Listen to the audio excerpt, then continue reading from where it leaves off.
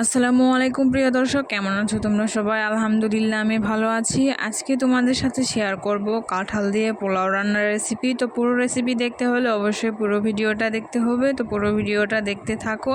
আর যারা আমার চ্যানেলে নতুন আছো, নতুন ভিডিও দেখছো, তারা অবশ্যই আমার চ্যানেলটি সাবস্ক্রাইব করবে। আর আমার এই ভিডিওটা যদি তোমাদের কাছে ভালো লাগে, অবশ্যই আমার এই ভিডিওটা একটা লাইক, একটা কমেন্ট করবে। তোমাদের একটা লাইক আমাকে অনেক বেশি ইন্সপায়ার করে।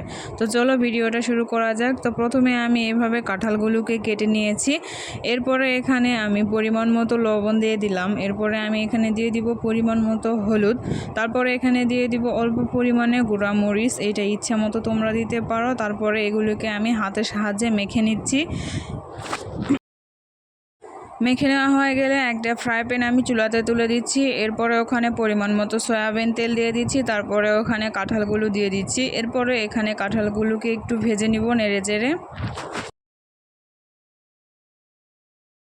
এই পর্যায়ে আমার কাঁঠালটা ভেজে নেওয়া হয়ে গিয়েছে। এবার আমি একটা চুলাতে একটা কড়াই বসিয়ে দিব।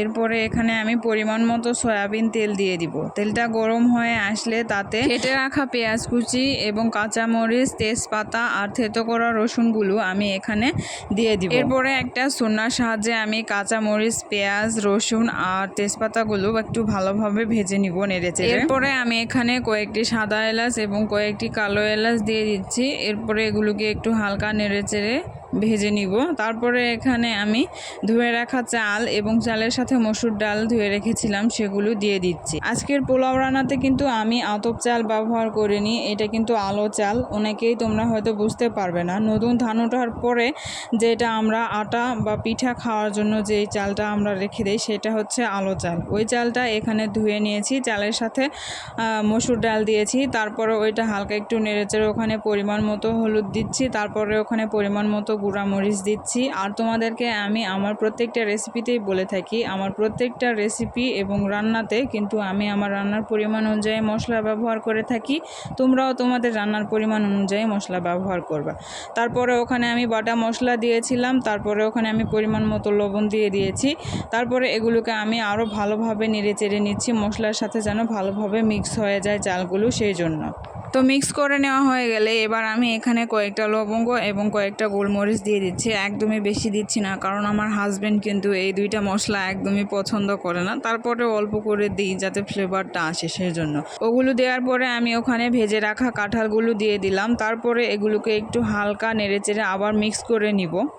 এরপরে এগুলো মিক্স করা হয়ে গেলে আমি এখানে পরিমাণ মতো পানি দিয়ে দিচ্ছি। তোমাদেরকে একটা কথা আমি প্রায় বিরিয়ানি রান্নাতেই বলে থাকি, সেটা হচ্ছে যতটুকু চাল তোমরা রান্না করবে তার ডবল পানি দিবে, তাহলেই কিন্তু পোলাওটা একদমই ঝরঝরে হয়ে যাবে। তো এক্ষেত্রেও আমি কিন্তু সেইটাই করেছি। তো পানিটা দেওয়ার পরে আমি হালকা একটু চুন্না দিয়ে নেড়ে দিচ্ছি। নেড়ে দেওয়া হয়ে গেলে আমি আবার একটা ঢাকনার সাহায্যে এটাকে ঢেকে দিচ্ছি।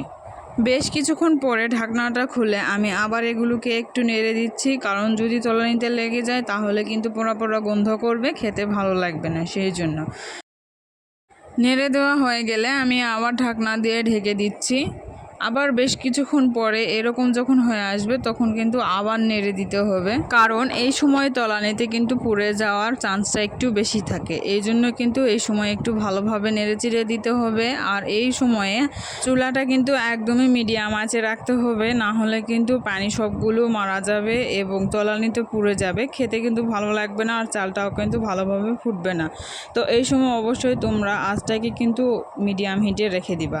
তারপরে এটাকে আমি ভালোভাবে নেড়ে চেড়ে আবার একটা ঢাকনার সাহায্যে ভালোভাবে ঢেকে দিচ্ছি। যদি ভাপ না বসে তাহলে কিন্তু চালটা ভালোভাবে ফুটবে না।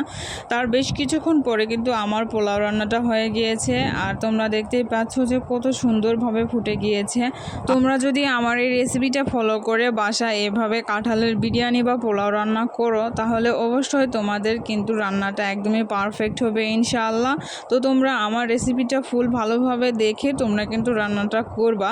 আর তোমরা দেখতেই পাচ্ছ যে কত সুন্দর লাগছে দেখতে, আর খেতেও কিন্তু মাশাআল্লাহ অনেক সুন্দর হয়েছিল। সত্যি কথা বলতে চিকেনের মতো একটা ফ্লেভার আসতেছিল, মানে অনেক ভালো লাগতেছিল আর কি। যাই হোক, ওখানে আমি শসা নিয়ে এখানে কিন্তু বেড়ে নিয়েছি, আমি খেতে শুরু করে দিয়েছি। যেহেতু এখন কাঁঠালের সিজন, তোমরাও কিন্তু এভাবে রান্না করে বাসায় ট্রাই করে দেখতে পারো। তো সবাই ভালো থাকো, সুস্থ থাকো। আজকের ভিডিওটা আমি আর খুব বেশি বড় করব না। আর তোমাদের কাছে যদি আমার ভিডিওটা ভালো লাগে তাহলে অবশ্যই একটা লাইক, কমেন্ট, শেয়ার করবে। আর আমার চ্যানেলটি যারা সাবস্ক্রাইব করোনি অবশ্যই একটা সাবস্ক্রাইব করে পাশেই থাকবে। আল্লাহ হাফেজ।